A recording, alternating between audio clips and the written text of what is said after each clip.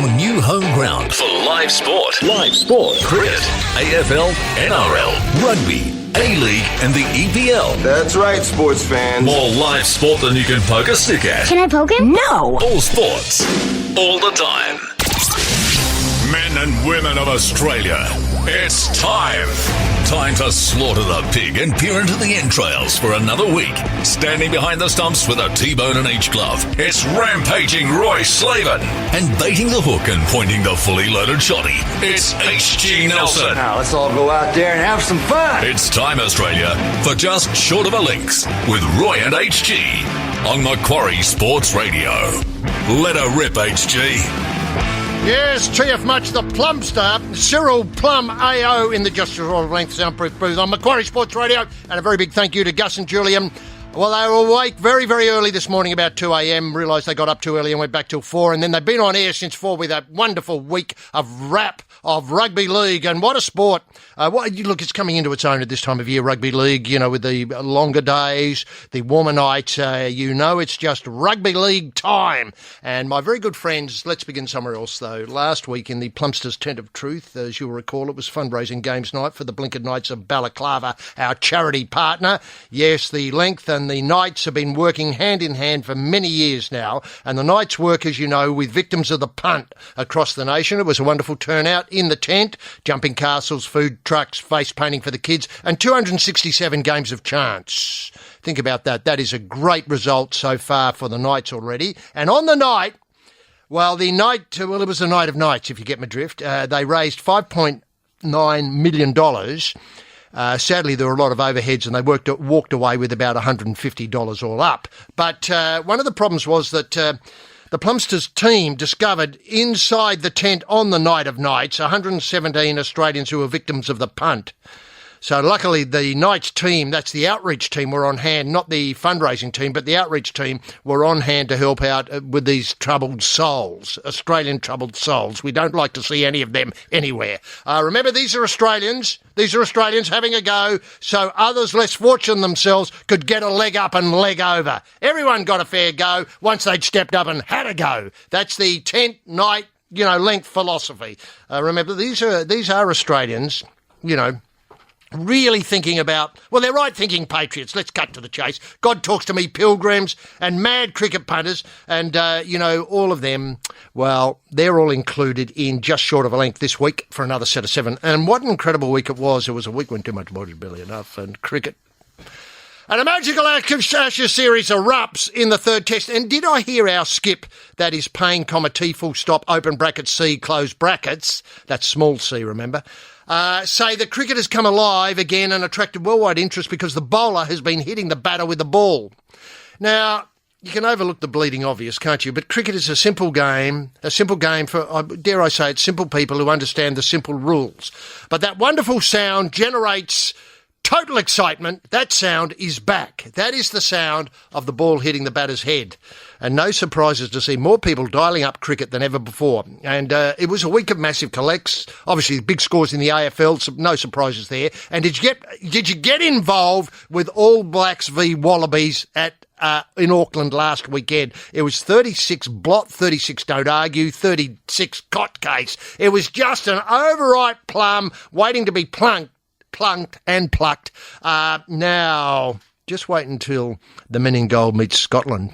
I'm not sure if that's possible in the World Cup, but let's say it is. Licking my lips in anticipation. Aussies fired up by the promise of Australia. It's tremendous to have you with us as we prod forward in the corridor of certainty through the solidly backed up stoolage of the week's sporting action. But to get the barge away from the wharf, let's lock horns with a man who this week began work on his spring racing hat collection.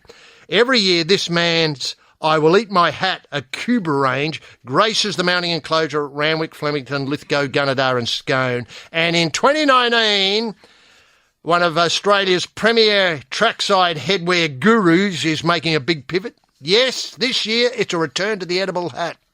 So, lengthers, even if you do lose your shirt off your back on Derby Day, you'll be right for a sumptuous evening meal. Amaze friends and relatives when you boil up one of the Champs' wholesome gluten-free all-vegan hats.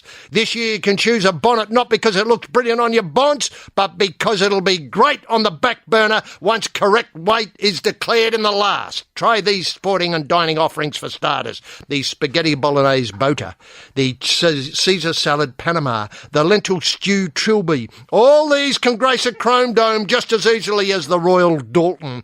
Yes, these bonnets feature the latest CSIRO technology and have been approved by, wait for it, the hard-working people at Manu's duck in, duck out, feathered, foddered fiascos. And wait until you clock the Fascinator made from pickled tripe.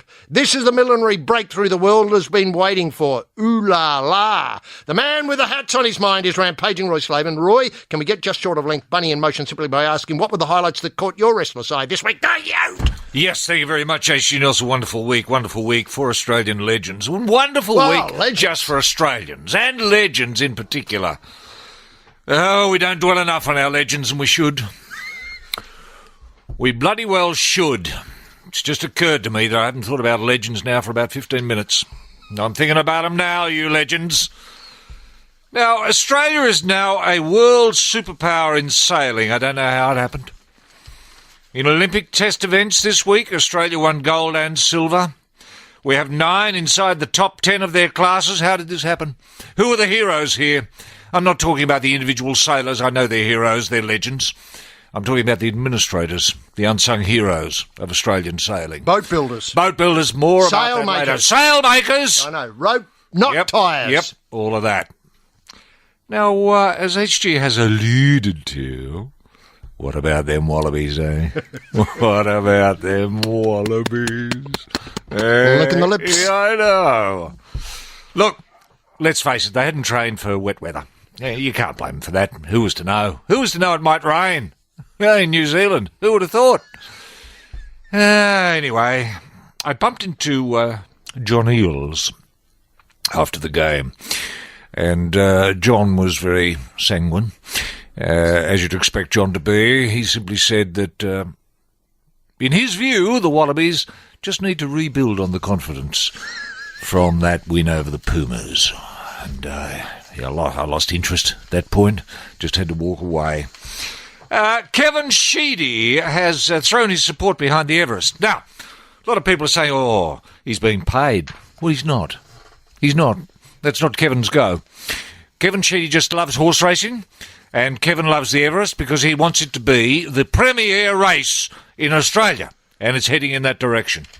And I congratulate Kevin for having the guts, the courage to stand up for something he believes in. He believes in the Everest. Still on horse racing, the Melbourne Cup visits the cricketers at Edgbaston. I thought it was a lovely touch for the Cup to make its way into the dressing rooms there, for the boys to put on the white gloves and have a feel of what the Cup feels like. And if you've never felt a Melbourne Cup, well, you've never lived. I've done it twice. Just held a cup. Once was gloveless, and the other with the glove. Uh-huh. And I can tell you, when it's gloveless, I know there's nothing like it. I know, it's just a whole It's an extraordinary thing. And it didn't surprise me what happened in Edgbaston after holding the cup. Yes. Once you've held the cup, I mean, you feel like a king. Yeah, a legend. A legend. Thank you, a legend. We don't dwell enough on our legends. I haven't thought about our legends now for about, when did we start? 4 minutes ago. I'm thinking about you now, legends. Now, speaking of legends, Andy Bickle has labelled Joe Root a cheat, and I agree with him. It's not often I agree with Andy Bickle, but I agree with Andy Bickle today. He reckons, that's Andy, he reckons Root knew the ball had bounced when he called it. And when we looked at the video imagery, when we had a close look at it, obviously the ball did bounce. And Root claimed the catch. Of course, the catch was given, but the catch wasn't really a catch. Root knows it, Bickle knows it, I know it, and now you know it. And Andy Bickle, legend, is absolutely correct in his call. Joe Root, captain of England, is a cheat. Now, doubts have emerged as to whether Tiger Woods will appear in Melbourne for the President's Cup. Now, I certainly hope this doesn't happen. I want to see, like all Australians, I want to see Tiger Woods leading the American team in the President's Cup. I spoke to Rachel Uschitel, and I said, would it be possible for her to come out, maybe as a lure for the Tigers' appearance? And she said she would think about it. So that's one for the buffs. That's one for the buffs, I know. For the golfing sheet buff. Yes, exactly. Now, Cameron Smith has been sanctioned for giving a bloke a wing nut in a tackle. Now, I don't know if you've seen the wing nut. Wing nut's where you grab both ears. You grab both ears and you really give them a twist with the view to pulling the ears off, presumably. Now, I don't like this sort of grub act. And I think, Cameron Smith has been sailing pretty close to the wind lately, which often happens when older players slow down a little bit. Yes. And we've seen it before. Remember Barlam? Speaking of legends, remember the Prince of Darkness, Stevie Mortimer, when he slowed down. Oh, he slowed right down. He slowed right down and started headhunting. Mm-hmm. But, you can say what you like about Barlam. You can say about whatever you like about the Prince of Darkness, Stevie Mortimer. Neither of those blokes ever did the wing nut. No. It's something Cam Smith's invented by himself. Yes, he's invented it by himself. He's practiced on his kids. He has. He realises they squeak, and now he's taken it into rugby league. He has. Speaking of legends, yes, Max Verstappen. Max Verstappen, there's something deeply unlikable about that fellow. Don't get me started on Max Verstappen. I don't like the bloke. I've never met him. I don't want to meet him. Max bloody Verstappen. Now, just finally, actually, basketball ticketing fiasco. This basketball bloody ticketing fiasco. The ACCC's involved. The ACCC, they've got to bring basketball, the promoters of this fiasco, to book. I went along hoping to see stars. They were promoted. Stars. We're going to see the American stars. There were no stars. The seats were appalling. Couldn't see anything. It was rubbish. Absolute rubbish. And to sell this pup to the people of Australia, well, it's an insult. It's worse than a chicken wing or a bloody wing nut. Max Verstappen! I'm looking at you, bro. Make of that what you will. Just short of a length with Roy and HG on Macquarie Sports Radio. Of course, at Marvel Stadium, Roy, it's got form when it comes to dud events. Remember the World Darts title in there? I do. Broke out into fights and people started hurling the chairs. Couldn't see a thing. They got much more fun by hurling the chairs than they did hurling the feathers. Yeah. Yep. Now, coming to that, furious fans who paid hundreds of dollars to attend Australia v... Look, it didn't interest me. No. It had a stink about it, didn't it? Right from you the start. smelled it right from the off. I did. I couldn't smell it. I believed it all. I believed the promotion. I was excited. I wanted to see stars. I know. And you thought you'd get a great seat? I did. You thought these are professionals? Yes. These are people who understand the world of hoops? Yep. They've talked to Andrew Gaze. Yep. They know the distance between the hoops and what lines go on the ground. Nothing. Now, we get to people like Russell Crowe. Yes. He's been the gladiator. Yes. The gladiator. He's a legend. A legend, that's right. Mm-hmm. There's not a bit of Verstappenish about him. No! Now, Don't get me started on Max. He said $1,500 a ticket for The View, Australia v USA. Joke's on me. If you weren't among the 50,000 there and chose to watch it at home, good decision. Yeah. Now, I don't know where we go to from here, but has this set basketball back in Australia? It's set basketball back, I think, 100 years. 100 years before it was invented? Before it was invented. Yep. Basketball means nothing to people anymore. The difficulty is we had such a good build-up with the Boomers. We were going into, I think, the World Champs in China. Yep. Is that right? That's right. Pretty soon. That's right. And then on to Tokyo Olympics, That's and we right. were looking at a podium finish. Yep. Top of the podium That's finish. right. And then all of a sudden, a lot of our stars withdrew. And then a lot of the American stars withdrew as well. So we're looking at B teams in the World Cup of basketball. B teams. It's not good enough. No, it certainly isn't. And where do we go and to? How must the Chinese feel? They're putting on, in all good faith, they're putting on an event, World Cup, World Cup basketball. You think, oh, hello, everyone's going to get behind this. Not so.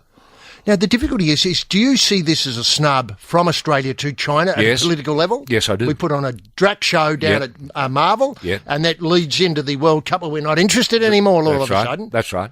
Is this, ScoMo policy now? The Prime Minister's policy is to dud everything that goes into China? Well, remember, actually, days gone by, there was ping-pong diplomacy. There was. That's how it all started. That's how Nixon got into China. That's how Gough Whitlam got into China. Gough might have been the first to recognise the People's Republic of China.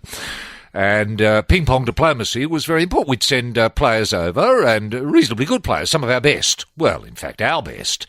They didn't do so well because it's not really our go. No. But now we're looking at basketball diplomacy. And so we're sending dud teams just to make the Chinese look stupid.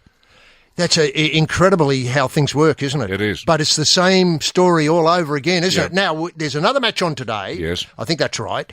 No Stars v Dart Australia. Yep. Raised roof, terrible seating. What are you suggesting people do when they go there? Boycott the event. Yeah, cash in their tickets? Well, no.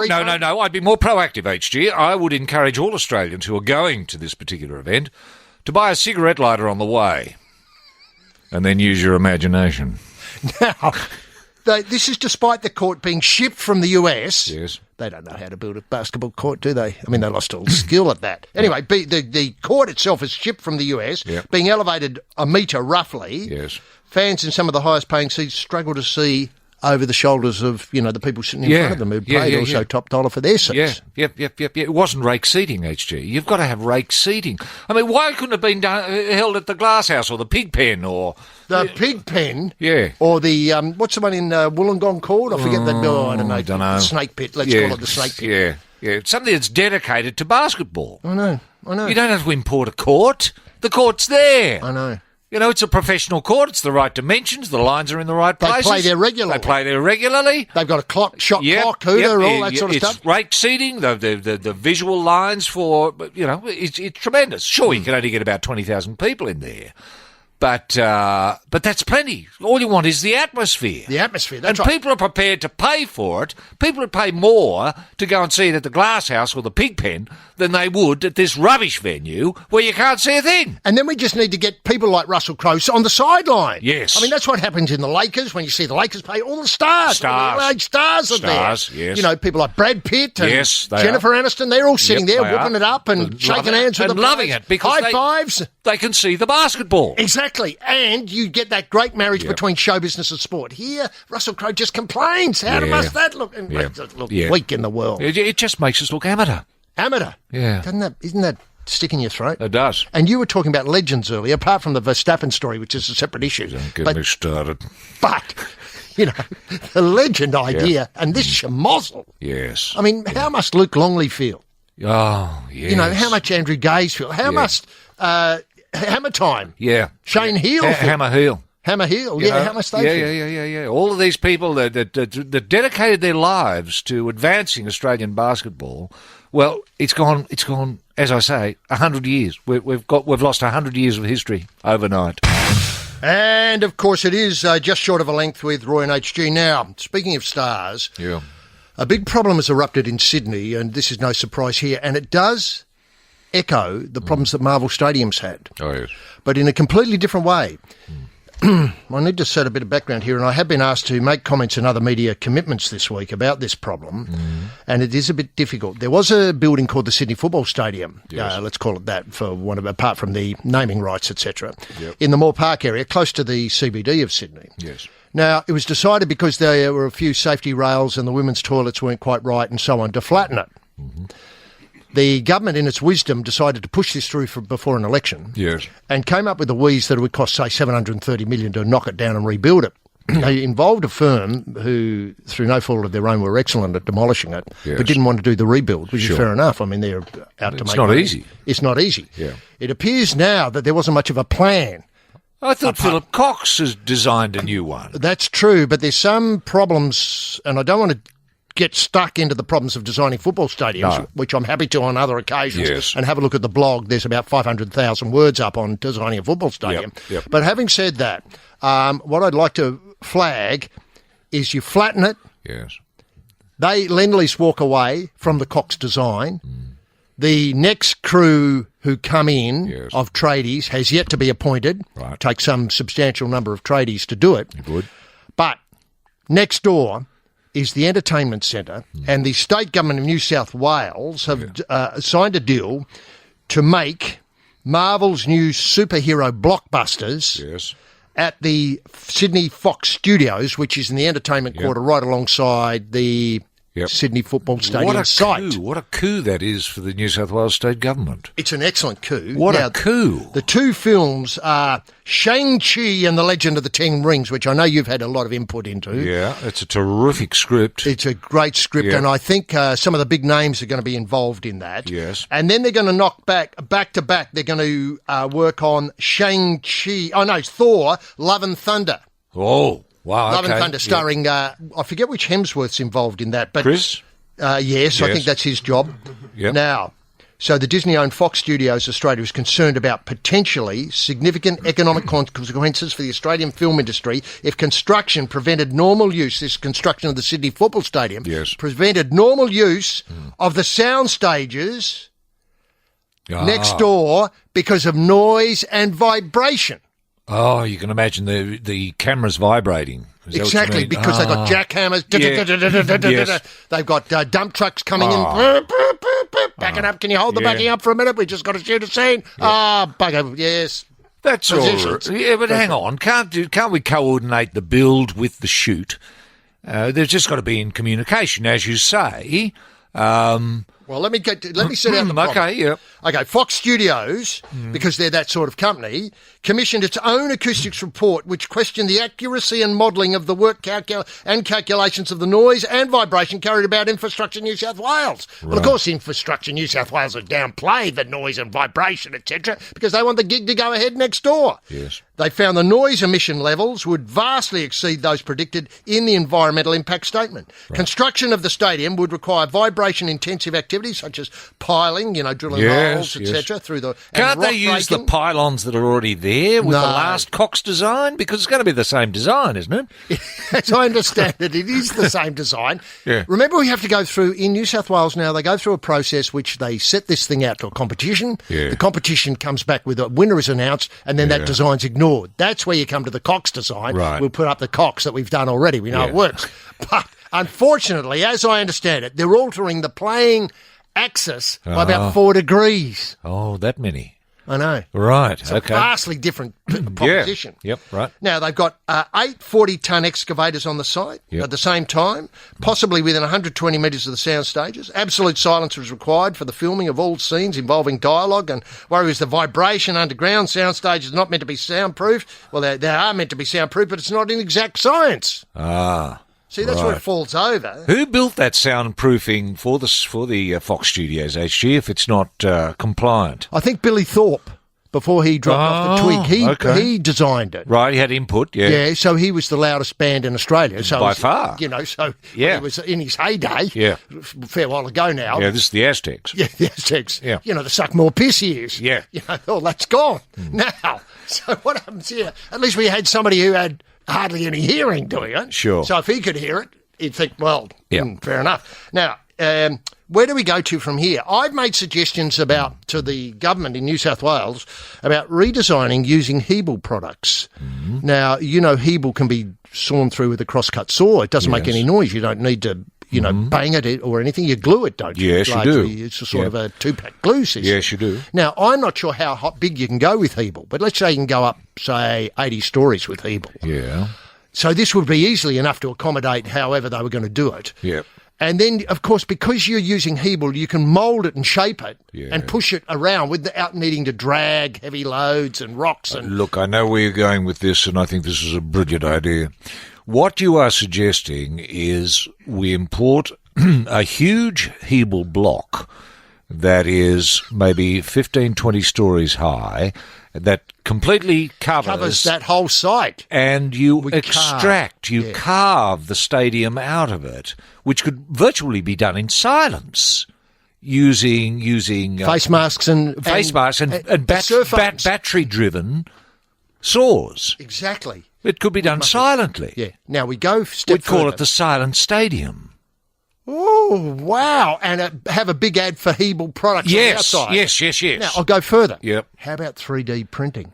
Yes. Now- you'd need a reasonably large printer, HG. You would. If you're going to print the whole stadium in one go. But, of course, you're not suggesting that. You'd do it in bits, wouldn't you? Correct. Yes. But as I understand it, the only thing that limits 3D printing is the size of the gantry, if that's what the thing is called, Yes. the arm that goes over to create the printing. Yes, that's right. Now, look, what we can get to now is we can cut the channels for the power, the gas, the plumbing, etc., all into the plan, the blueprint, Yes. before you print it. Yes. So you don't need to jackhammer into the thing you've already done. No. That's a thing of the past. You're Now- absolutely right. Yeah, it's a matter of extraction now. It's an Extruding. extruding and then extracting. Correct. Yes. Correct. In silence. In silence, Yeah. yeah. And no vibration. Don't Yep. tell me that science couldn't come to the aid of this. Now, when we come to the performances, though, if they're making Thor, Love and Thunder, Yeah. it does sound as though there's going to be a fair bit of noise, doesn't it? Well, it would be, yeah. You know, obviously- that'd be put in post-production. Are you suggesting that Doing the live sound. Live sound, so if you do need some jackhammer work, you coordinate the jackhammer work with the scene. Correct. Is that it? Correct. Remember, I don't know these. I certainly don't know Thor, Love and Thunder. I don't know what his superpowers are, but No. I understand he throws his hammer to solve a problem, and it comes back in his hand, Like a boomerang. like a Yeah, boomerang. okay. Now, Yeah. can't we slave that up with some sort of promotion for tools and say, Yes. Yeah. put in a line or two to cover the, be ironic? Yes. What's that Yeah. sound? It's the sound of my hammer. Yeah. Boom. Right. Yeah. I'm sure all of this is possible. It's a case of coordinating the filming of, let's say, Thor, Love and Thunder with the construction or the extraction process of the stadium. That's it, isn't it? It is. So what we need is an authority that can straddle both operations. Sort of like Minister of Sydney, Yes. who has the authority to say, Yes. let's say February the 1st, that's a day when we've got to do some hole digging. Yes. Now, that's a day when you should be doing your action sequences That's right. over it. Yes, Beyond the that's your basic coordination. But I mean, minute by minute, hour by hour, Oh, yeah, no, I you have understand the that. authority there. Everyone's on set for filming scene 5 of, say, Thor, Love and Thunder. Word comes through via walkie-talkie. We're about to shoot. And so the word goes through to the construction site. They're about to shoot! So everything's turned off. And then action! Things thrown, etc. Cut! Yeah, I like it. That's Move a on. print. Move on. We're moving on. Moving on! They're moving on. Construction start. Is that how it works? We think it's an annoying in the workplace. Roger's Wade in Hillside in Victoria. Hey boys, people who eat tuna at their desk in the morning and the toilets in my workplace are questionable at best time of the day. The toilet one is one for me. If you're going to absolutely reverse kangaroo it and destroy it, clean it up. Don't leave it like a calling card. It's not a signature. Are we still on air? Hello. Breakfast with Biggie Riddell, Mark Levy, and Jimmy Bartell It's not a painting where you sign it on the bottom. Oh, Jimmy. on Macquarie Sports Radio. Odds, evens, or the split? Have a crack. We've got you covered on Just Short of the Links with Roy and HG on Macquarie Sports Radio. Yes, just finishing off on the stadium, Roy. It's some critics have says it's got all the echoes of the Sydney Light Rail debacle, Oh, yes, it does, doesn't it? which will cost New South Wales taxpayers hundreds of millions of dollars in compensation. Filmmaking is a major jobs generator in New South Wales, and I discovered the construction of the football stadium had an impact on these multi-million-dollar projects, which the government has given. The state government has given a lot of money to encourage to come here. Yeah. I mean, draw a line between Marvel Stadium and the thing imported from America, the court imported Yeah. from America, and the seats, and Russell Crowe being upset, and Yes. the Hemsworth. Yeah. I forget which one. Anyway, be that as may, yeah. being involved in Thor: Love and Thunder, Yeah. with the jackhammers going on next door. Yeah. I mean, it does look amateur hour. It does, doesn't it? There's no one in charge. That's what it looks like, doesn't it? No one in charge. No one in That's the thing. charge. I noticed the arts minister ran out of the shop this week and said it was going to create 47,000 new jobs. What, Thor, Love and Thunder? Yeah, 700,000. Well, there are a lot of extras, are they? I think so. Right. It's due to begin filming this month, This month? with filming to run until mid-2020. Mid-2020. God! What? Just how? Oh, well, they're making the two films, aren't they? They are, but remember, of course, it's you may know more about this than me. Is green screen, which they have to use a lot of, Yes. quick work, or is it? No. It's very painstaking. No, very work. painstaking work. And they have that thing where they can see the image they want. Yes. And they put the character, the Hemsworth, whichever one, into it, and then he's got to imagine that that the gun's there. Yeah. Whereas in fact, there's nothing there. Yes. And then they get that wrong. Yeah. So they have to do it over and over That's again. right. That's right. Okay. 47,000 people. Is that right? Yeah. That may be a slight exaggeration. I may have the number wrong. Right. But and how many people are going to be involved in the construction of the stadium? You'd have to imagine it'd be about 40,000 people. There's going to be 80,000. That's a lot of people to... Where are they going to park their cars? well, parking has loomed a big issue this week in that area. Yeah. Because it now works out that the public transport doesn't bring the people from the areas of the city that want to go there. Oh. So, so people want to park their cars, and people over the age of 50 apparently won't walk anymore. So they want to come in their cars and, fair enough. Have so a if cup of people tea. were using public transport, what they would get the train maybe to Central and then the light rail to Randwick. And then get a cab from Randwick back to the city. Is that it? To the stadium, yes. To the stadium, to the work site. And I suppose you'd have to lug your tools and that sort of thing. Well, I hadn't thought of that. You meaning the people who are actually working on the Hebel, would have to basically walk their gear in every day. Assume so. Unless Where are they going to put it? I know. Look, it baffles me. And I've got to say it does make Australia look as though it's lost the plot. Yeah. Because we were known as a great filmmaking nation. We were. Charles Chevelle, you forget that, made the first, I think, feature film in the world. Yes, that's right. A film about 40,000 Horsemen. Oh, 40,000 Horsemen, yeah, right. Brilliant film. Yeah. And then all the way through, just fantastic. Ned Kelly, that might have been the first film ever made. That was First Australian. feature film ever made. First feature film ever made. And of course, I mean, our film industry back in the day, in the 1890s, I mean, it was the talk of the world. And then you had The Adventures of Barry Mackenzie and things like that. It's a great Gallipoli, film. great film. That great thing, Wake in Fright. Wake in Fright. I know, just incredible. Yeah. Incredible.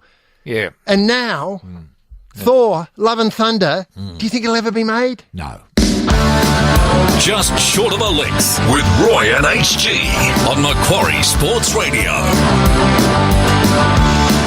Now, last weekend, we went off with such high hopes across the Tasman and came back sobered, I think. Sobered, yes. And as you point out, rain was a big Yeah, they problem. hadn't factored in the rain. You're talking Wallabies here. I am. Wallabies, I'm talking All Blacks. Wallabies, 36-0. What worried me most, I think, it wasn't losing or anything like that, was the fact that we couldn't get any score at all. No, nothing. Now, there were opportunities to score, Yeah. but sadly we couldn't convert. We couldn't take the... Anyway. Now, look, this raises the question of what happens next. So the Wallabies are on their way to the World Cup, and so on Saturday, September the 7th, they play Samoa at Bankwest Stadium as a warm-up. Yeah. Then they're off to the World Cup. So on Saturday, September the 21st, about a month's time, we're playing Fiji in the Sapporo Dome. Yeah. Then we move on to a few days later, Sunday, September the 29th, Wales in the Tokyo Stadium. Right. Then on Saturday, the 5th of October, Uruguay. And then on October the 11th, Georgia. Now, then would you be thinking the Wallabies might be coming home? Yeah. Because that's not easy, Beat. You've got... Fiji, Wales, Uruguay and Georgia. Uruguay, the surprise packet there. Yeah. Mercifully, no Scotland, which is always the danger game. Yeah. Now, we come to the problem of how this thing looks. Never mind the scores. We had a question this week from that came in via royandhg at sportsradio.com.au. If you want to get involved in the show, that's the place to go. royandhg at sportsradio.com.au from Nick, and he says... Oh, this is Nick, Nick's email, regular correspondent. A lot of punters watched their first game in rugby union a long time on the weekend and have sworn off it again after the Wallabies' pathetic loss to the Kiwis in such a boring game. My question is, do you think it's time for the Wallaby players to take marketing into their own hands and get out there and cause some controversy to promote the game and keep the average punter incident and talking about rugby union like what has worked so well for rugby league in the past year? Now, remember in rugby league in the past year, they've had a crisis every 22 days. That's right. That's drawn the focus back to the greatest game of all. Now, with the World Cup around the corner hosting Japan, such an unbound society full of strict manners and etiquette, surely this is a perfect opportunity. I'm concerned they could waste this golden opportunity and Rugby Australia will again fail to capitalise yet again on this world stage. Yes, that's a good email. But don't we have, James O'Connor's had form in the past, hasn't he, of being able to raise the flag when it comes to publicity? Look, can I say that that's a long time ago? That is a long time ago. I think he's racked that queue. Yeah. That disappoints me. I mean, I know you could get him out and certainly do something, but did I see John Eales bail him up in the street this week? Yes. And ask him what he was doing, and he said he was helping an old lady across the street. This is James O'Connor. I don't know whether this is a joke or not. Right. Anyway, and Eales said, "Did you know the old lady?" He said, "No, she just looked as though she needed help." Oh, isn't that a beautiful story? But it's not going to get front page headline, is or it? kids watching. Or kids watching. No. I've got to help my gran across the street now. Yeah, no, that doesn't work. No, that doesn't work. Had he torched a couple of cars or something, or kicked in a shop window or something like that, that's what we're looking for, isn't it? Some outrage, or video of himself, going to the toilet. Well, that's always a place to start. Now, of course, then we see the Wallabies, having got back from New Zealand, 36 don't tail between the legs, yes, appear in front of a plane with Wallabies written on the side, I know. As though they're public school boys. I don't mean to be unkind to public schools, but these are grown men. Yeah. These are adults. Yeah. And all they do is line up there looking as though, where's the nearest shelter shed that I'm going to have a fag behind? Yeah. Do you know what I mean? Yeah, I do. Where does that look come from? Well, how does it help Qantas? Eh? Are Qantas absolutely happy with the product? Their Wallaby product?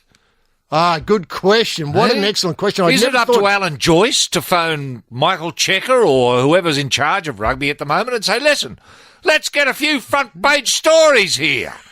Let's get people talking rugby. 36 blot, that's not going to do it. Helping an old lady across the street ain't going to do it. When are you boys going to get a little bit teeny? Look at rugby league. Look what they're doing. That's what you mean, isn't it? It is exactly what I mean. And can I put that in perspective when we see the Shoot Shield, I think it's on today, at Bankwest Stadium, Lord knows why it's out there, featuring a couple of teams from the eastern suburbs. I think the university team, and I forget who else is playing. Randwick or something like that, is it? I think so. Yeah, I'll come back. Why is that at the TG Milner Field? Exactly. But to go out to Bankwest, anyway, forget that. Don't get me started on that. Yeah. But where do we go to from here? I mean, we've got a month. Yes. We've got a month to find generate some interest. Generate some interest. Because there's not going to be any interest generated on the paddock. That's right. You see the boomers, God bless them, are trying. With their Marvel Stadium lease, raise things, seat no one can see, terrible ticket prices. They're getting stories. It led the news. Yeah. Yep. All of a sudden, people are talking basketball. What is this game? How come it gets... How do I get involved? Just short of the links. And, of course, this weekend, all motorsport action heads towards the Bend. That's the raceway at Tailem Bend, and a terrific week, really, of motorsport action in Tailem Bend. And it's interesting that this year, not though so much the track, but the cars causing all the talk. Yeah. And Scotty McLaughlin's Shell V-Power Racing Mustang has set a new practice lap record by about half a second ahead of the... ahead. That's quite a lot in the two practice sections. Yeah. McLaughlin has dominated Supercar field this year, winning 14 out of the 20 races, and looks set to continue on his merry way at South Australia's newest track. McLaughlin said a lot of hard work had been done behind the scenes by the team to find a good setup and balance after a poor showing by the team standard in the inaugural race last year. So that's a terrific... That's a great story. Have we any idea what this is going to bring into the economy of Tailem Bend each year? It'd be several millions, wouldn't it? I think so. Yes. Look, they haven't got... I think they started Thursday with a street festival. Good. Cars, jumping castles. Jumping castles, face painting for the kids. Face painting, food trucks. Food trucks. Food trucks. Okay, yes. Special, food trucks came from Adelaide, I think. Did they? And then all weekend you can camp. I think all the camping sold out. Yes. All the motel accommodation, not that there's a lot there. No, that's something they've got to work on. I think a 40-storey hotel alongside the track would be a terrific addition to that area. Yes. Especially on this weekend. So there's a lot of activity going on, and you're absolutely right. It'd be worth millions upon millions. Yeah. And what's nice about it is it's so removed from Adelaide. Well, it's not terrifically removed. Let's say it's an hour. About an hour's drive. If you had a Mustang, it'd be about an hour's 20 drive. 20 minutes, yeah. 20 minutes. 20 minminutes from Adelaide, but away from the problems. The hurly-burly. Thanks very much. Yes. The hurly-burly and It's a different atmosphere. It's a bigger sky. A bigger sky. You've come to speed. Yeah. Now, Yep. that introduces neatly the terrific time of year it is for motorsport. Mm-hmm. And next weekend, the Boysdale Hill climbs on. Gee, that's come up quickly, It hasn't has. it? The Maffra District Car Club continues its hill climb season for 2019 with round 6 of the Twilight Long Track meeting at Boysdale. Right. They got the hill climb track there. It's Newry Road, Boysdale. Racing is from 1 p.m. to 8:30 p.m. So it that's goes good. into the twilight. Yep. So it's good. Is it lit HG or are they just relying on the I think it's lights natural of the light. cars? Yes, Yep. the lights of the car. Entry is free for spectators, and there's kiosk facilities available and a playground for the kids. Isn't that good? Face painting, jumping castle, etc. Food trucks. Food trucks. It's all good, isn't it? That's great for the economy as well. Now, Boysdale is a town. Have they got what I'd call a long sweeping curl, sort of corner HG, so you can generate a lot of what I'd call tyre spillage going into the crowd? I love that. Indeed. And gravel. Gravel, yeah. And then straight up the hill climb. Yes. Because hill climb is a particular art, isn't it? It is. It requires an understanding of the terrain as well as the car. Yep. Often, the terrain doesn't matter anymore. But, Sure. when you're just driving around on the Yep. bend. But once Yep. you get hill climbing, it's a whole different skill. It is. Now, people don't know where Can boys... people line the climb They HG? can. Good. They can. Yep, yep. They can barrack, especially as the car gets slower and slower as it goes up. Yeah, good. Now, Boysdale is a town in central Gippsland region, Victoria, located on Briggalong Road, north of Maffra, in the Shire of Wellington. Good. Now, it had a population of the last census, or 2006 census, of 275. So it's very adjudant to motorsport. Yeah. And the Maffra District Car Club was formed in 1966 and began work on its hill climb track in the Boysdale foothills behind Maffra. And the first hill climb was run in 1968. Was it really? So it's a historical event. climb. Yeah. Now, can I point out that this weekend, if you can't wait till next weekend, the Petters Eureka Rush returns to Ballarat. Now, this coincides with the Bulldogs turning up at Ballarat. Right. As well, the Bulldogs are playing, this is the Western Bulldogs, yeah. The AFL side, Yep. playing for a spot in the 8. Or they might be in the 8, but solidifying their spot in the 8. Sure. And that So coincides the same weekend. As the Eureka Rush. Wow. Now, Eureka, of course, synonymous with gold. Yeah. And the stockade. Stockade, correct. Yeah. Is there going to be a reenactment of the stockade HG? Using cars. Using cars. To see that. That would be fantastic. Yeah, it would. I'd love to see a show and shine, Yes. as Yep. part of that. Was the activist named Peter Lawler? Was that It his was. name? It was. Yeah. Yeah, And Peter who's Lawler. playing Peter Lawler? Maybe, I don't know. Well, I tell you A what. driver. You'd get A driver. But look, why not? What open about this Mark up? Scaife? Get him out of retirement to Well, that's play terrific Peter idea. Lawler. I was just going to another. Remember Harold from Neighbours? Yes. The last we heard of him was he was setting off in his car, and when he came to the first intersection Yes. or T-junction, he'd let his mind decide whether he went left or right. That's right. Do we know where he ended up, HG? No idea. No idea. But he would be a starter, I'm sure. He would be able to solve a lot of problems here. So we've got Harold from Neighbours Yes. and Mark Scaife. And Mark Scaife, doing a reenactment of The Battle of Eureka. the Battle of Eureka. Wow. Now, the CAMS Australian Rally Championship will be the second of the sprint formula following the one-day event in Canberra in May. So it's got some clout this Yeah. And it's got some possibilities. But remember, the hill climb next weekend, Boysdale. A lot of people will be going to Boysdale for the there. first time. Men and women of Australia, it's time. Time to slaughter the pig and peer into the entrails for another week. Standing behind the stumps with a T-bone and H-glove, it's rampaging Roy Slavin. And baiting the hook and pointing the fully loaded shotty, it's HG Nelson. Now, let's all go out there and have some fun. It's time, Australia, for Just Short of a Links with Roy and HG on Macquarie Sports Radio. Let her rip, HG. Yes, thanks, Cyril. Second hour underway. Now, if you want to get involved with the show, Roy and HG at sportsradio.com.au. That's Roy and HG at sportsradio.com.au. Now, you may have missed the first hour, of course. You can experience all the disappointment that others have enjoyed by going to the podcast, which will be up a couple of hours after we pull up stumps today. Now, just tidying up a couple of things. We're not sure whether Dad will be able to, or Mum for that matter, Dad and Mum will be able to drive on the hill climb. Oh. I know this is something you always like to see, Yeah. where people can come and bring their own car Yes. and have a go at the Have a hill go, yeah. with the kids on board, because kids love They do. that sort of thing, because you can Yep. get at the bottom of the climb, you can get up a fair bit of speed. Then, of course, gravity takes over and you go slower and slower and Yeah, slower. yeah. We're not sure whether... Well, we've got to think of the future. We've got to think of the drivers of the future, and the drivers of the future are the kids of today. Put the kids of today in the back of the car. Strap 'em in. And give them a go. Let them know what it's like.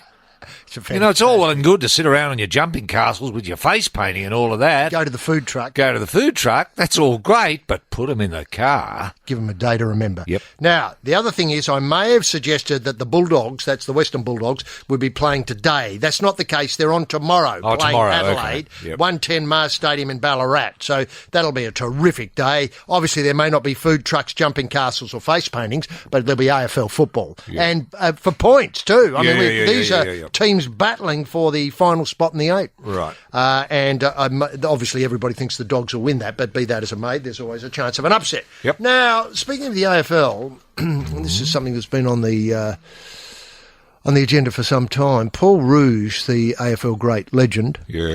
Legend. not a touch of Verstappen's about him. No. Paul Rouge says it's time for umpires, AFL umpires, to be paid a full-time wage. Yes. Now, I think we've discussed this before, haven't we? Probably, yeah. There's over been the calls years? for years and years, yes, for referees and umpires of all sports, all codes, to have for it to be a full-time job. Well, it says here that Sydney, whether it's true or not, I'm not sure, but I assume the data doesn't lie. Sydney and Greater Western Sydney not only sit at the bottom of the pile for free kicks awarded this year, but also over the past 2 decades. Good grief. I 2 didn't know it was that decades. bad. Mm-hmm. See, that's bias. It's not right. Of course is it it is. You know, umpires hate AFL in Sydney. Yes. You know, they'd much rather go and umpire in Adelaide, West Coast, Yes. Fremantle, or, Yep. Gold Coast, etc. Yep. Anyway, Rouge says it's incumbent on the AFL umpires to clear up to clear it up, and he thinks it's time that the umpires have to become full time. I'm sick of the arguments against it, and we have to make it easier for umpires to umpire because the rules are so grey now. My biggest beef is with the AFL and the Rules Committee. Everything has become so grey, Yes. and it's greyer, and it's becoming greyer. The more you're likely to be swayed by the crowd noise. Do you understand what this argument is? Yes, there's I do. But hard- I don't know if being a full-time umpire is going to affect your hearing, HG. I've always argued that umpires should wear earmuffs. Industrial strength strength earmuffs. as though they're working on a jackhammer, which puts out, say, Yes. 250 Yeah. decibels. Yep. If Yep. that's a measure that's damaging to the hearing. So it removes them from any interference or any influence of the crowd upon them. They've got no idea what the crowd's feeling Well, is. to develop that point, Yep. Ruzi says about the problem of the crowd noise, it's just logical that it's going to happen because that's human nature, part of umpiring. Now, could we solve this by, one of my great things about the AFL is when, like last night, Collingwood and Essendon played at the MCG, Yes. 84,000 people in, thanks very much, BT. Now, what happens is, when the umpire blows his or her whistle, Yes. 42,000 people think he or she is absolutely correct Yes. and got it absolutely right. Yes. And 42,000 people think he or she is absolutely wrong, and any idiot could see that they're wrong. Yes, So yes. there's an almighty roar. Yep. That's one of the great things about AFL, is It the is. noise of the Yep, crowd. yep, yep. The trouble is we play a lot of matches where there's a one-sided crowd. Yes. So at the Sydney Cricket Ground, you only ever hear Yep. support for the Sydney Swans, Yep. which is fair enough. Yep. Yep. And yep. very little. Home ground advantage. Home ground and very little. advantage. Yes. Yeah, So yeah. I take your point about industrial muffs. Well, there's that issue, and I've always long argued that what we're looking for with umpires of all description, of all sports, is neutrality. Now, it's a very difficult thing. You know, if say you're raised in a house that's a Hawthorn house or a Collingwood house or a West Tigers house or what have you, if you go into the umpiring or refereeing ranks, you're automatically biased if you I umpire understand or what you're referee saying. any of those teams. It's very Now, hard to get rid of it. I've often maintained that we should approach a neutral country, Like Papua New Guinea, or China, China. and have a school of umpiring in, say, Beijing the Beijing School of Shanghai. Umpiring, or Shanghai. Well, both. Yep. And it's a full-time job, full-time course, 5-year course, and you emerge with fully ticketed for whatever discipline it is, and you're flown in just for that game and then flown out. Uh-huh. So neutrality is absolutely guaranteed. What I like about this is, let's say you're an umpire in the current system. Yes. People know where you live. People know what you drive. They do. So they threaten you by saying, we know where your car's parked, buddy. Yep. You know, now, we come to this thing which we're battling with in Australia of Chinese influence in our, culture, eroding Australian values. Yes. Imagine people studying Australian values through AFL in China. That's right. Now, That's Koshi, right. of course, who we lampoon on this show, Yep. is years ahead of his time with his Aussie bok choy and Yes. taking the port power up there and, Yep. all that stuff and playing in a stadium that Yep. doesn't look anything like an AFL stadium, but the others may. And I've got no problem with Koshi doing that. No. But there's nothing in the Koshi move that suggests that there should be umpiring or training centres in China. Now that surely has got to be what we've got. I mean, I'm not a diplomat, No. but there's to plenty me of it just makes common sense. And remember, of course, these would be themed this year at the moment. Yep. A fair go, Yep. have a go if you have a go. A fair go if you have a go. Yes. That's writ large Yes. in this school. Yep. Yep. I hadn't thought of China because I thought... Well, not necessarily China. No, it's an excellent idea. I think our Prime Minister might have been in Vietnam this week. Well, Vietnam would be... Well, Vietnam would be just as good. Yeah. Have a school there, a school of umpiring in Vietnam, and these Vietnamese wonderful people come out, blow the whistle, And off they go. Who No one pays- knows where they live. People are going to ask who's going to pay for this, Roy. Does the AFL... The and AFL is going to pay for it. Has the murderer been approached? And they could study the Confucius Institute's involvement in Australian universities to work Yes. out how to do it. That's right. What a great idea. Well, it's, Is this a 3-year Look, course? it's a global world we're looking Global at. world, I mean, you mate, can talk about a fair go for anyone who wants to have a go. Yeah. But that shouldn't be bound by borders. No. It's got to be a borderless view. Yeah. We've got to be borderless, haven't we? We do. Don't we want the world to have a go? Anyone in the world who wants to have a go? Indeed. Now, can I ask, is Facebook going to be part of this? Facebook! Oh, I hate Facebook! Quiet Australians, you are taking the pledge in the big top on Just Short of a Length with Roy and HG. Yes, now, last week we broke the story about Feral Frankie, this wonderful greyhound that's going for the $1 million purse. Yes. On the weekend of the Everest. We have Oh, that's right. the Triple Crown, as I'm calling Yep. it. Obviously the greyhounds, the trots, and the racing, which will climax the weekend of speed. Yeah. And obviously the Everest is worth a lot more than $1 million, but we have $1 million for the harness racing dog. Anyway, Feral Frankie has a chance of snaring the mill. He was going to race at Gunnedah. That's right. And avoid his hometown track and get, the run on the board or the qualification up early. Yeah. But this week, the brilliant New South Wales greyhound Feral Frankie leapt to the top of the Speed Star rankings with a dazzling solo trial at Sandown Park midweek. Wow. A dazzling solo trial. Didn't Okay. need anything. So it was just the feral and the bunny. The That feral was and it. the bunny. That's right. That was it. That's right. Okay. Now, I think he races under the tag, if you're feral, you're in peril, Yeah. etc. Now, the Forbes trained speedster clocked 29.247 seconds to bound in the top spot in the rankings for the September 15 event. Now, the top qualifying times will gain a start in the Speed Star, which is the $1 million race. Yeah.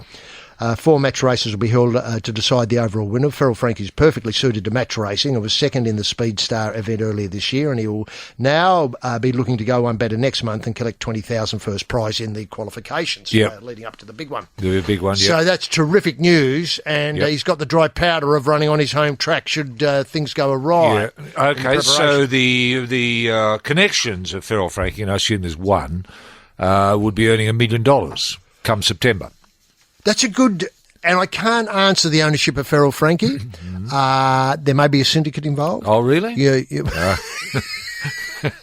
Yeah, right. Frank Freaks got together and obviously spotted the dog. Yeah. And you've got I'm not sure where we're up to with greyhound racing because it's been through troubled times in New South Wales. Well, it was public enemy number one in New South Wales there for a time, and then until reason and common sense took over. Prevailed. Yeah. Whereas in Victoria, it's never had the same problem. No. Or in other states, it's not had the same problem. But it would be interesting to know the ownership. Now, before we go on, we come back to a story you broke earlier, concerns the record holder of the number of games, and we talked about Cam Smith's involvement in the game last week, mainly through to the block of flats and the muscle car. And Barb's Ring. Barb's Ring, yeah. Last weekend as part of the show. Well, now people are thinking he may be hard done by because people are starting to say he tackles in an extravagant manner.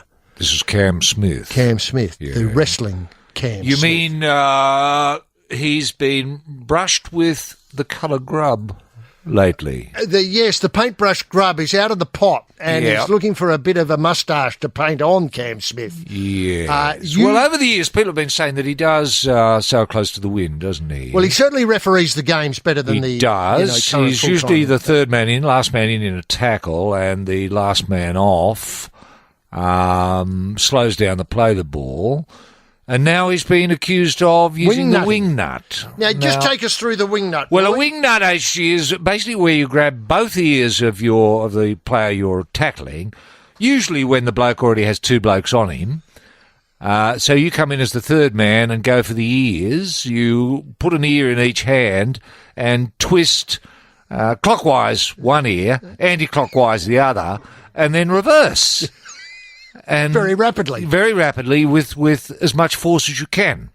And this puts a player off because, I don't know whether you've had your ears scrunched like that or nutted, but it does, it does slow you up. It does. Gives you pause for thought. Well, you're thinking about other things. You're thinking about your ears. Rather than the game. Yeah. Here he comes, look out, man. He just dropped the ball. Yeah. Now, can I point out... I don't know how illegal this is. I know he was pulled up for it. Hey, you, Smith, come here. What are you doing? Leave his ears alone. I never touched his... Yes, you did. Yeah, I never touched it. You did. Get back. Yeah, back. Shut up. Shh. Put it. Shut up. In. Yep. Any more chat? I'll march at 10. Yeah. Now, listen. What seems to happen here, it takes a particular... Now, a week or so ago, we avoided a story about the method of tackling whereby several players pounce on a ball carrier. Yes. And then at the command, Smith! Yes. Three of them peel away, leaving one to have a go at stripping the ball. That's right. Now, this is not within the spirit of the game. Well, no. Well, this is being exploited by Canberra in particular. Canberra are the masters of this. I'm surprised that Melbourne aren't the masters of this, but Canberra are the masters, this apparently. This is the game's greatest thinker, of course. Yeah, Sticky Stewart. Yeah, a.k.a. Ricky, a.k.a. Carlos Smithson, a.k.a. the game's greatest thinker. Yep. Now, we come into this, the wing nutting. Yeah. It's a team effort, remember. It's a team game, rugby league. So you can't wing nut unless your bloke's held down. Go for a bloke's ears and you're the only one there, you're just going to look stupid. You are. But if and you won't get away with it. And the evidence, the wonderful evidence that we've got today is Smithy has to concentrate like buggery to do it. Yes. So has to size up the ears, going in, left, right, etc. That's right. Clockwise, anti-clockwise. There's a lot to think about. There's a lot to think about. Yeah. But I don't know if there's any future. I noticed that Andrew Johns, actually, Joey Johns, otherwise known as, is calling for leadership to stamp out what he's calling thuggery that's come into the game thanks to the wrestling techniques pioneered by the Melbourne Storm. Yes, but... He wants this thuggery weeded out, but it's going to take, he said, strong leadership, which is shot across the bow of Peter Beattie. And of course... Because Beattie said nothing about wing nutting. He said nothing. Nothing about the slow strip either. No. Now, can I point out that leadership in rugby league is in crisis this week? It is. We have Peter Beattie wanting to vacate the top spot. Yeah, he's had enough. We're trying to get a couple of people onto the commission who remained unnamed. This is another story we may get to later. We're trying to solve the problem by involving somebody who's already the CEO of racing in New South Wales. Peter Vlandis, to become chairman of the rugby league. Yes. Well, has Vlandis said anything about wing nutting? No. I reckon what he's got to do is come out and say, I'll take the job, but my first action is to stamp out wing nutting. Yes. Now, having said that... And grub acts in general. And The Melbourne Storm, I got my eye on you. Anyway, Wayne Bennett has hit back. This is the coach of the South Sydney Rabbits, who had a fighting win last night. They did. Very willing game. Now, there was an all-in within the first 2 minutes. There was. A lot of enmity between the two coaches. There is. Yeah. Wayne Bennett has hit back at critics on the NRL's tough foul play stance, declaring the game isn't soft when players stick to the rules. That's right. The judiciary has come under spotlight most recently with 5-week ban for Brisbane's Pangai for a crusher tackle on James Maloney, labelled unfair by the Brisbane teammate John Offenagawi. Yes. Over the top by St George prop James Graham. But Bennett hit back, saying the issue with misbehaving players, it was with misbehaving players, not officials. We've got to get it right in their heads. The game has always been about physical intimidation. There are rules. Yeah. Said Wayne Bennett. Now, we come to the problem of wing nutting. Yes. Yep. Are we going to have to write a rule saying players will not wing nut? And then a photo description or a bit of video to demonstrate what wing nutting is? See video 4? Yeah, I suppose. Or do we just declare the head is out of bounds? Could we do that? Well, then we go back to Bennett's thing about... You know, we've got to get it right. Surely you can intimidate someone without hitting them in the head. See, there's always the testicles. Still side bottom. The Collingwood player got booted in the testicles this week. Well, there you are. And did it put the bloke off? Sadly, he couldn't play. He couldn't play on anymore. Well, there you are. Well, he couldn't. See, that's what's stupid about wing nutting. You can wing some. You could pull their ears right off. They're still going to be able to play. But if you attack them downstairs, legitimately, just go in hard, intimidating. No, with both hands. Oh, both hands. Both hands. One in each hand. One in each hand. Twist. Clockwise, anti-clockwise. I tell you what, the bloke won't be getting up. Now, we've got a change of power in the rugby league, as we're talking about. Volandi's coming from the racing, and a lot of people are saying it's a difficult job for somebody in charge of racing to come over to rugby league. What happens when they negotiate rights? Yes. Because the rights of racing and the rights of rugby league, you know, you've got... Conflict of interest? Conflict of interest. Ah. Could the person excuse themselves? Anyway, that may be a topic for another time. Yeah. But get this. Roy Masters, the well-known and venerable rugby league writer who's been at it for a very long time, says Stalinism lives on in the NRL. Stalinism? There's something. Good grief. Now, you have to remember, Stalin was the ruler of Russia in about the 1930s and up to the end of the Second World War. Famously didn't like Ukrainians for some reason. No, he didn't. So he starved them he all liked to a death. gulag and he liked a prison. He did. Didn't he did. And he loved a show trial. He did. Now, so that's Stalinism. Still a very popular figure in Russia today. Oh, yes. And some people think that Putin has revitalised the Stalinist ethos. Yes. Now... Yeah. He's a sort of can-do sort of guy. Very can-do. Yeah. Oh, extremely can-do. He didn't worry about the public service getting in the road. Oh, no. They had to facilitate what he wanted. That's right. Now, the hysterical campaign by operatives of the Rupert Murdoch empire to rid the NRL of wrestling is reminiscent of the purges by the Soviet secret police during the Stalinist reign. That's a hell of an opening statement for... Good grief. Do you want to hear it again? Yeah. The hysterical campaign by operatives... Operatives? You mean journalists? Is that what he means by operatives? Well, I hadn't got that far. I was seeing people in, snap brim hats and notebooks and guns and trade craft. Letter drops. Letter drops, that's right. Very good. Anyway, operatives and bumping people off in the middle of the night. Yep. Knock on the door. Yep. Out you come, bang. Yep.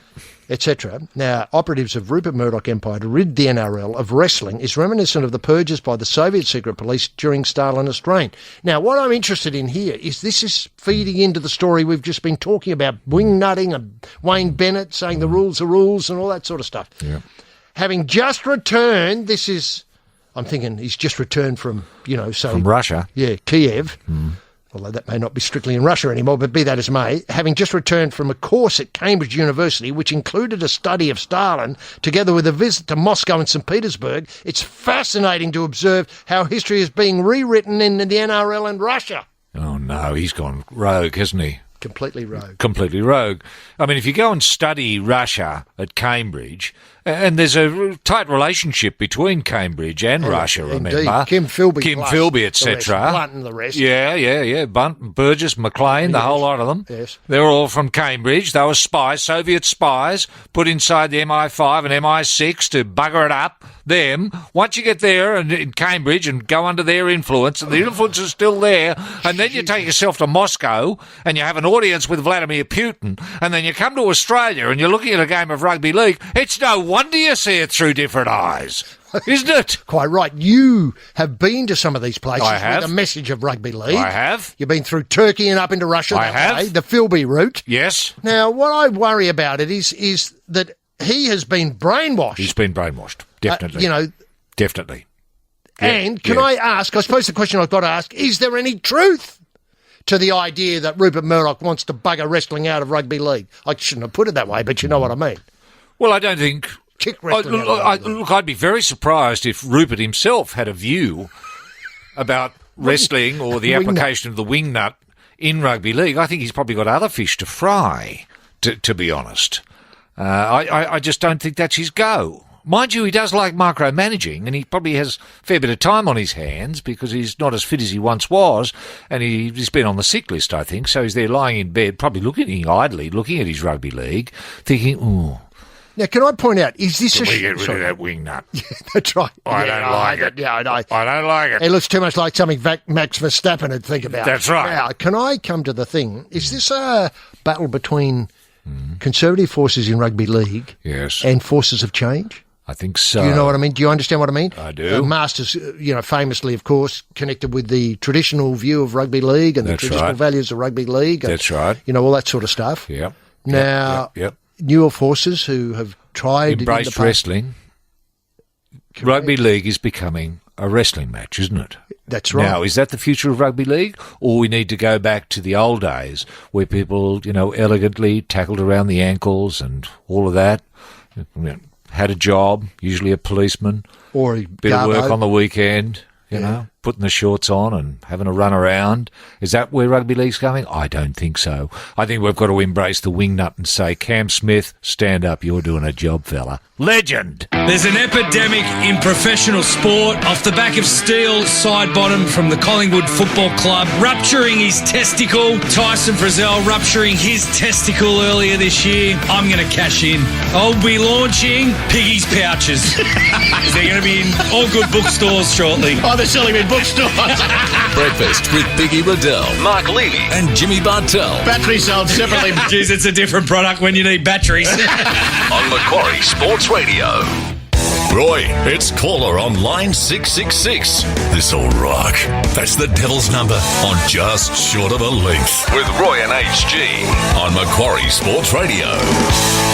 And if you want to get in touch with the show, Roy and HG at sportsradio.com.au, Roy and HG at sportsradio.com.au. And Roy, the following people have.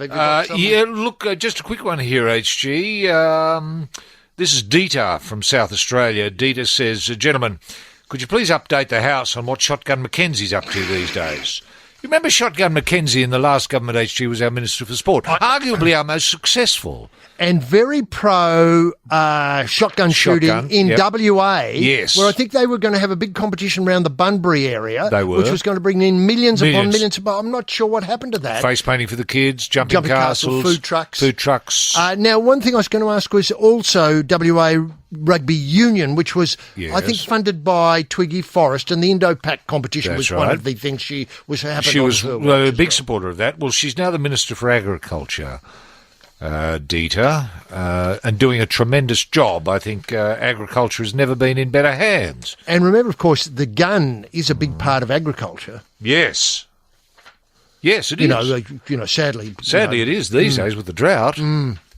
Now, Pete writes, listening to the podcast recently, he was a bit off the pace, but he was interested in a discussion we had earlier about the prospect of sending a rugby league player into space. Oh, yes. Disappointed that we could not keep up with the USA. Australia only had the capacity to send a Minty into space. That's right. I think that was your comment. This got me wondering if Australia could send someone or something into space.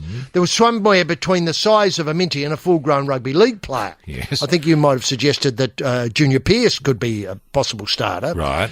Mitchell Pearce. Mitchell Pearce, sorry. Yeah. Yep. Oh, Junior Pearce. That'd be Wayne father and Junior son. Pearce, father and son in space. Yeah, that'd be great. Wow. Anyway, something between the size of a mini and a full-grown rugby league player, which leads Pete to suggest Alfie Langer as an ideal candidate for the first Australian to be launched into space because he's not huge in size. That's true.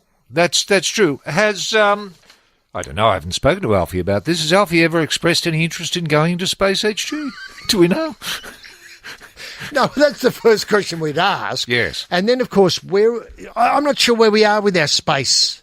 Remember, somebody burst out, might have been Malcolm Turnbull, said we're going to join the space race. Yeah. It was like the battery in Tasmania. Yeah, that seems to have gone. Or the very fast train from Melbourne to Sydney. That seems to have gone. Weren't we going to have some sort of space...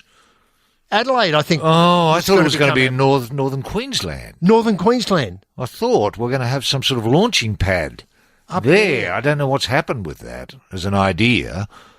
But if it was in far north Queensland... That'd be good for Alfie. Good for Alfie, because he wouldn't have to travel far. And what are we expecting here? Just a sort of an upshot down? Or are you going to go circle the world for go into orbit? Well, you'd want him to at least go into orbit... Well, one orbit at least, wouldn't you? And then get as back. Much as Yuri Gagarin might have been the original. I think he did a complete orbit, and John Glenn did half an orbit, didn't he? Wasn't that the difference? I mean, going back a bit, of course. No wonder Russia was so progressive. Yes. They thought, well, while you're up there, you might as well go round all the way around. I'm sure if Alfie, we'd just put it to him, Alf, do you want to go up for half a lap or a full lap, fella? I think he'd go for the full lap. Yeah, this is a bit of a story because the Winx Stakes is on today, Roy. Oh, the Winx Stakes. At Randwick, and one of your favourite horses, Happy Clapper, is running. Now, Forever Second. Wasn't happy.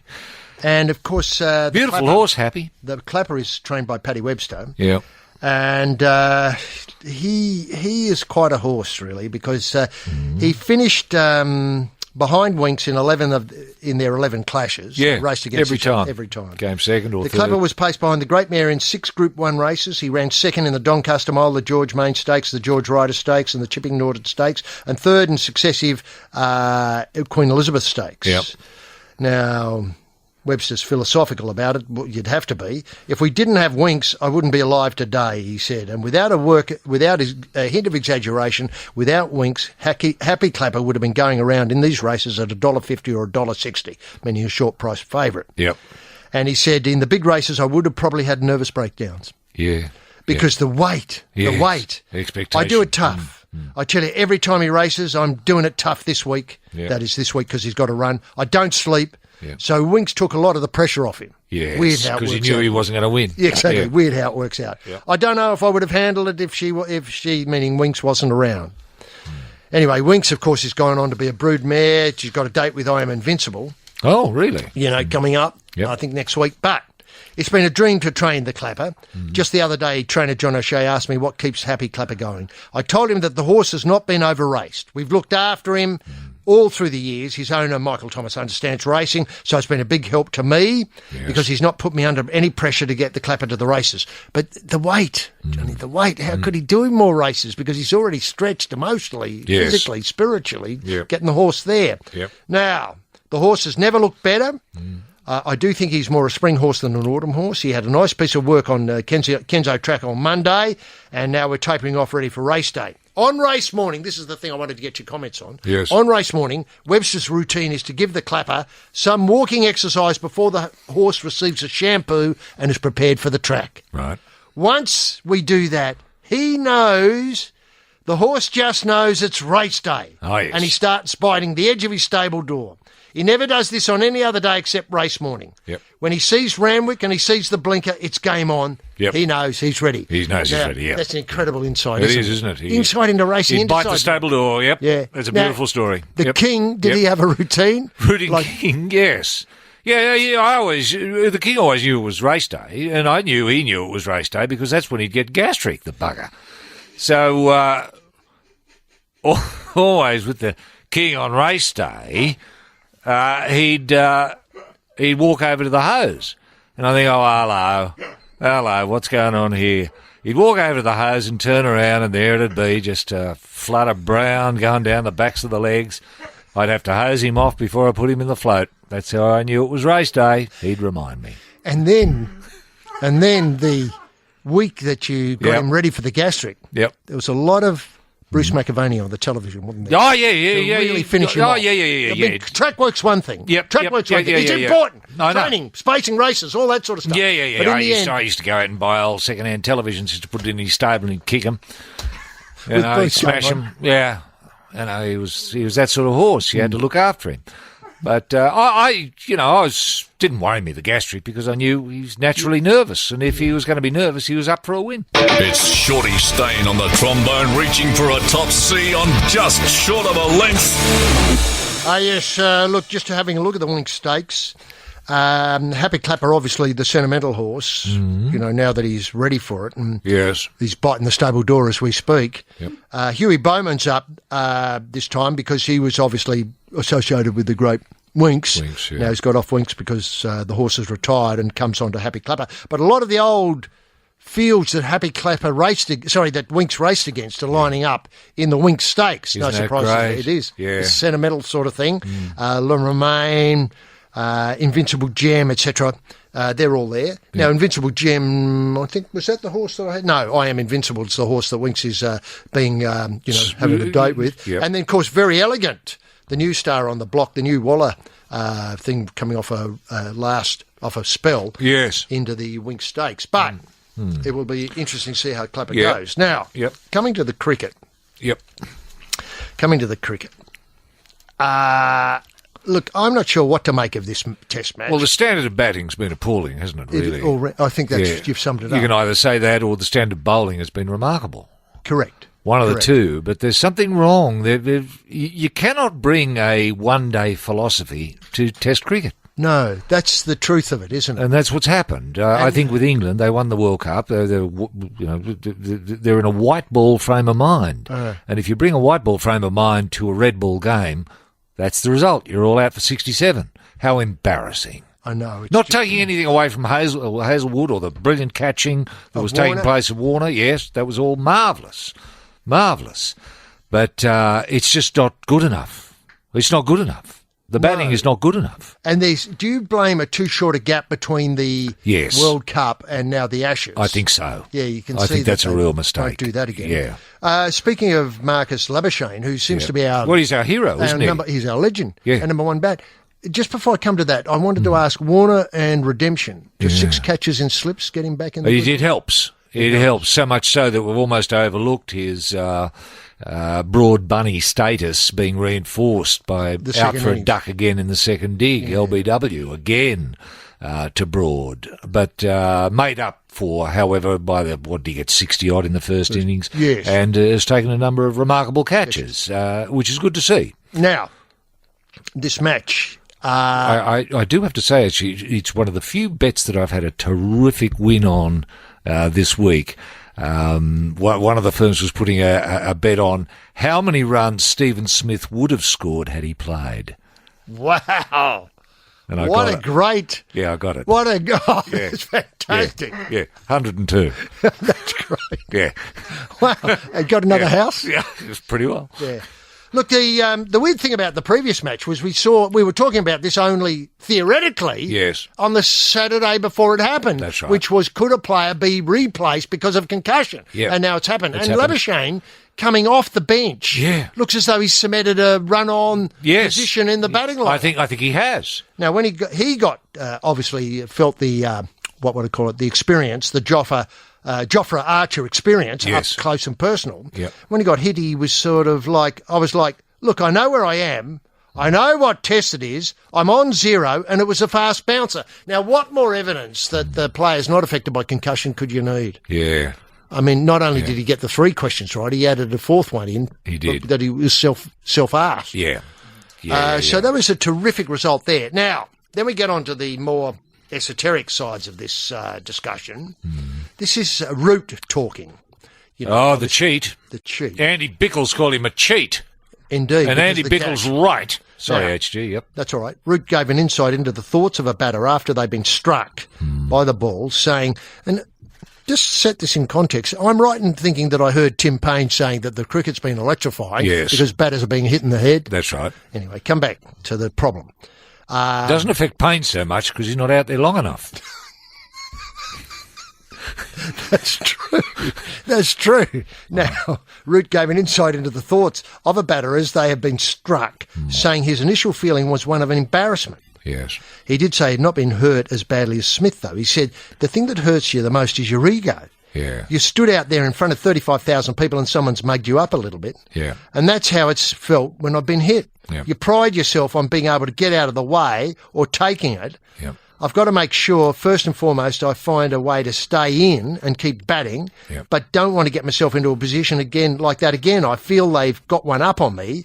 As a batter, you pride yourself on being able to manage those deliveries, but it's like anything, it's a psychological battle. Brings me to the point about Smith. Yes. Is he marked and stained by this retired hurt problem? Yeah. And how does he get over it? Well, actually, you've got to put yourself into the frame of mind where you love pain. Not in a weird way. No, not in a sick way. Sicko. Nothing sicko, No, S&M style. Tie me up and hit me sort of thing. That's just weird. Yeah. No, but you've got to appreciate and enjoy pain and be able to. Often pain will allow you to focus more on the game. Yes. Because you're not worried about extraneous things that might have been entering your mind. What am I going to have for dinner tonight? I hope I've turned the stove off, all of that sort of stuff. All of that stuff goes and you have absolute clarity. Remember talking to Keith Stackpole about this? Stacky used to say, I can't bat until I'm hit. And I learnt from that. The thing to do, I used to always, when opening HG, I wouldn't try to hit the ball for the first 2 overs. I just wanted the ball to hit me. Mm-hmm. Because once I was hit, I knew I was ready. And the other time is often the opponents would pull that wheeze of opening with a spinner. And I've seen you hit your thumb with the bat as you went through the picket gates. Yes. Knowing that they'd never get something on you because they're bowling so slow, the idiots. Right. Yep. And you had to hurt yourself to get out there and focus the mind. Have yourself in the frame of mind. That's right. Learn to love pain, but not in a weird way. Now, this is apropos of Ian Chappell, and I listen every time Ian Chappell talks. He doesn't enjoy pain in a weird way, does he? No, I don't think so. Unless his hat's on. Is there any evidence? No. Now, once you're in the middle, forget everything else but watching the ball out of the bowler's hand. Yeah, forget everything Looking at an area rather than the ball itself is the most common cause of batting slumps. Yes. But it's also the quickest way to rectify the problem. It's incredible insight, isn't it? Isn't it ever? Now, Australia's bowling was, again, top class. Top class. Does Ian talk about pain at all, actually? Pain? He doesn't directly address pain. No. Gee, they'd be fascinating thoughts, wouldn't they? They would. Now, he just says, though, this is a real surprise to me. Yeah. What Archer did with his lethal spell on the 4th day, this is the second test, yes. Something England hadn't achieved in 6.5 tests. He changed Smith's thought processes. That was the whole reason for Bodyline in 32-33 to upset Don Bradman's settled and successful thought processes. Yep. It worked as England won the series 4-1. Yep. Whether Archer can repeat the series-long success of Harold Larwood in 32 and 33, you have a similar intimidating effect to achieve. It drifts away a bit there, but then he has to affect Smith's thought process. Yes. I'm sure it will. It'll be fascinating to see whether young Smith is affected psychologically by being hit in the back of the head. He might change his approach to Joffrey Archer. He might be more side on. The thing about the Smith technique that helmets have enabled is that you can be more square on. And if you're square on and you meet a ball that lifts more sharply than you were expecting, it's very hard to get out of the way of it because you're front on. So if you dip down, you're dipping into the ball, and your inclination is not to go sideways. Labuschagne makes that mistake, doesn't he? If you were side on, then you would be in a much better position to duck, weave, get out of the way of a fast ball. Are you worried that I think this will force Smith to change his technique when it comes to Archer. Right. Now, are you worried that in the end we'll have batters going out there, much in the manner of the catcher in, say, baseball, where face masks, Yes. helmets, Yeah. big gloves, protection all over, padding and so on? Yes. Are you worried that it's going to get to that I am stage? a little worried about that because I think it's going to affect technique. You know, my advice to Steve, and I did have a quick word to him, whether he remembers it or not, who knows, we'll only know in time. I said to him, next time you go out, next time you're playing and Archer comes on, take your helmet off, Correct. give it to the umpire, Yeah. And I tell and you face him. Yeah, and take your front foot pad off as Yes. well. I mean, that would be terrific advice. That's a signal, isn't it? And then every time you get a dot ball, take a bit more of your gear off. Yeah. Just to egg him on. Just to egg him on, I mean, exactly. that could happen this week. Yep. Well, that's it for the length once again. Another action-packed week, of course, and Macquarie Sports Radio covering all the sport right here for the next 7 days. And we'll be back same time, same place with more of the same rubbish this time next week. Thanks for joining us. Bye now.